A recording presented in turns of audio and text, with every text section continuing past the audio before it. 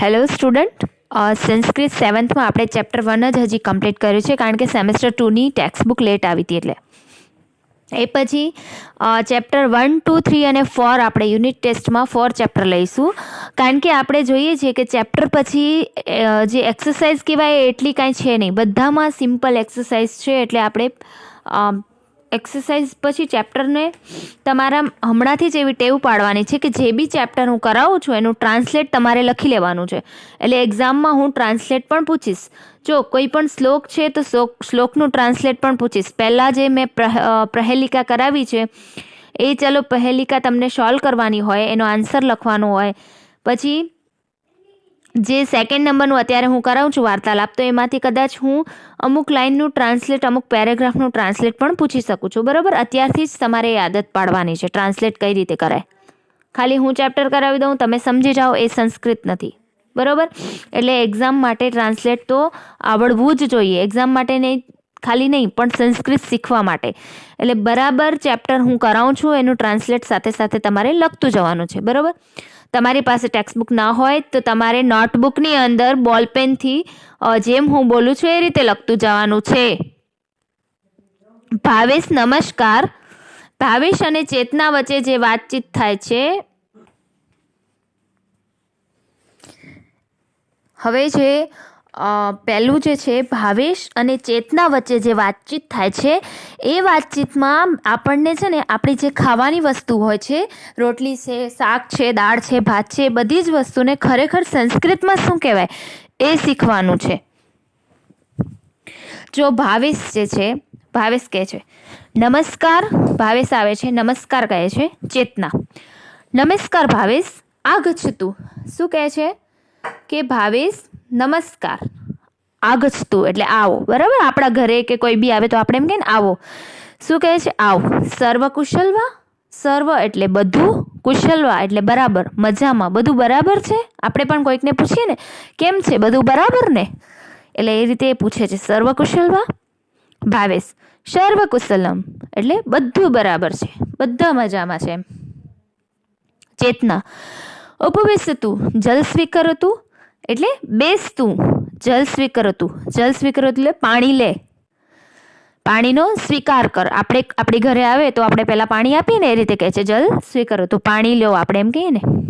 ભાવેશ ધન્યવાદ એટલે thank you. ચેતના ચાય કોફી વા. જેમ આપણે પૂછતા ને એમ પૂછે છે ચાય લેશો કે કોફી. ભાવેશ કિમપી માસ્તુ એટલે કંઈ નહીં જોઈએ એમાંથી. ઇદાની ભોજનમ આવશ્યકતા. ઇદાની એટલે અત્યારે, ભોજનમ એટલે જમવાનું, આવશ્યકતા એટલે જોઈએ છે, મને અત્યારે જમવાનું જોઈએ છે, મને ભૂખ લાગી છે. બરાબર, બપોરનો ટાઈમ હોય તો મહેમાન પણ કોઈ પણ હોય, ઘરના હોય તો એમ કહે ને કે ના મને ચાય કોફી નહીં જોઈએ, મને જમવાનું જોઈએ છે. ચેતના ભોજનમ સિદ્ધમ એવમ અસ્તિ. સિદ્ધમ એટલે રેડી, તૈયાર છે, ભોજન તૈયાર છે. અસ્તિ એટલે છે. આસન ગ્રહણ કરો તું. આસન ગ્રહણ કરું તું એટલે તું અહીંયા બેસ, તારું સ્થાન ગ્રહણ કર. ભોજન તૈયાર છે. ભાવેશ કૃપયા પ્રવિશ્ય તું એટલે કૃપયા એટલે કૃપા કરીને તું મને પીરસ, એમ જમવાનું આપ. ભોજને કિમ કિમ અસ્તિ. ભોજનમાં શું શું છે, જમવામાં શું શું છે એમ પૂછે છે. કિમ એટલે શું, કિમ કિમ અસ્તિ એટલે છે. ચેતના ભોજને વ્યંજનમ. જો બરાબર સાંભળજો, હવે અહીંયા લખેલું છે જો વ્યંજનમ. વ્યંજનમ એટલે શાક, રોટિકા એટલે રોટલી, શાક છે, અસ્તિ એટલે છે. સંસ્કૃત ગુજરાતીમાં આપણે જેને કહીએ ને છે એને સંસ્કૃતમાં અસ્તિ કહેવાય. શાક છે, રોટલી છે, મોદક. મોદક એટલે લાડુ, ઇંગ્લિશમાં સ્વીટ બોલ જેને આપણે કહીએ. અવલેહ અસ્તિ. અવલેહ એટલે અથાણું. ઓદનમ અસ્તિ. ઓદનમ એટલે ભાત અને દાલમ અપી. દાલમ એટલે દાળ. બરાબર, દાળ ભાત છે. હવે જો કોને શું કહેવાય ફરીથી કહું છું. વ્યંજનમ એટલે શાક, રોટિકા એટલે રોટલી, મોદક એટલે લાડુ, અવલે એટલે અથાણું, ઓદનમ એટલે ભાત, અસ્તિચ દાલમ અપી. દાલમ એટલે દાળ. ભાવેશ તર્હિ શીઘ્રમ દદાતું. જો આટલા બધા ખાવાના નામ સાંભળીને આપણા પણ મોઢામાં પાણી આવે છે ને, એ રીતે એને તો ભૂખ લાગી હતી એટલે મોઢામાં પાણી આવી ગયું. એટલે શું કહે છે તર્હિ એટલે તો, શીઘ્રમ એટલે જલ્દી, દદાતુ એટલે આપ, તો મને તું જલ્દી આપ જમવા એમ. ચેતના સ્વીકરોતુ લવણમ આવશ્યકવા એટલે લે તું, લવણમ આવશ્યકવા, લવણમ એટલે સોલ્ટ, મીઠું જે હોય ને, નમક, નમક જોઈએ છે, આવશ્યકવા એટલે જરૂર છે મીઠાની. આમ દદાતુ હા આપ મને, કિંચિત તક્રમ અપી આવશ્યકતા, કિંચિત એટલે થોડી, થોડીક મને, લિટલ આપણે કહીએ ને થોડું એમ, તક્રમ એટલે બટર મિલ્ક, છાશ જેને કહેવાય, છાશ પણ આવશ્યકતા, છાશ પણ મને જોઈએ છે. ચેતના સ્વીકરોતુ એકમ મોદકમ અપી સ્વીકરોતુ એટલે એમ છાશ આપીને કહે છે લે તું, અને પછી શું કહે છે એકમ મોદકમ અપી સ્વીકરોતુ, એકમ એટલે એક, મોદકમ એટલે લાડુ, અપી સ્વીકરોતુ, અપી એટલે પણ, એક લાડુ પણ લે તું એની સાથે. ભાવેશ ધન્યવાદ એટલે કહે છે થેન્ક યુ. એકમ રોટિકામ અપી દદાતુ એટલે એક રોટલી મને આપ, દદાતુ એટલે આપ. ચેતના અવલે અપી અસ્તિ આવશ્યકવા, શું કહે છે અવલે, અવલે એટલે અથાણું, અથાણું કહે છે કે અથાણું પણ લે, આવશ્યકવા અથાણું પણ છે, અસ્તિ એટલે છે, આવશ્યકવા એટલે જોઈએ છે, પૂછે છે એમ. ભાવેશ માસ્તુ ઇદાનીમ ઓદનમ દદાતુ એટલે શું કહે છે માસ્તુ એટલે ના, નહીં જોઈએ મને. ઇદાનીમ ઓદનમ દદાતુ, ઓદનમ દદાતુ એટલે તું મને ભાત આપ. આ લાઈનમાં જો ઓદનમ દદાતુ, તું મને ભાત આપ. ચેતના સ્વીકરોતુ દાલમ આપી સ્વીકરોતુ એટલે લે, દાળ પણ લે, બરાબર, ભાત લીધા તો દાળ પણ લે. ભાવેશ ધન્યવાદ. ચેતના અન્યત કિમપી આવશ્યકવા, અન્યત એટલે બીજું કાંઈ, બીજું કાંઈ જોઈએ છે, આવશ્યકવા બીજું કાંઈ જોઈએ છે એમ પૂછે છે. ભાવેશ ઇદાનીમ કિમપી માસ્તુ મમ ભોજનમ સમાપ્તમ, ઇદાની કિમપી માસ્તુ બીજું શું જોઈએ છે, સોરી, ભાવેશ કહે છે ઇદાની કિમપી માસ્તુ એટલે બીજું મને કાંઈ નથી જોતું, મમ ભોજનમ સમાપ્તમ મારું જમવાનું પૂરું થયું હવે. ભોજનમ રુચિકરમ અસ્તિ કે ભોજન બહુ જ રુચિકરમ એટલે બહુ સ્વાદિષ્ટ હતું. ચેતના ધન્યવાદ, ચેતના શું કહે છે ધન્યવાદ.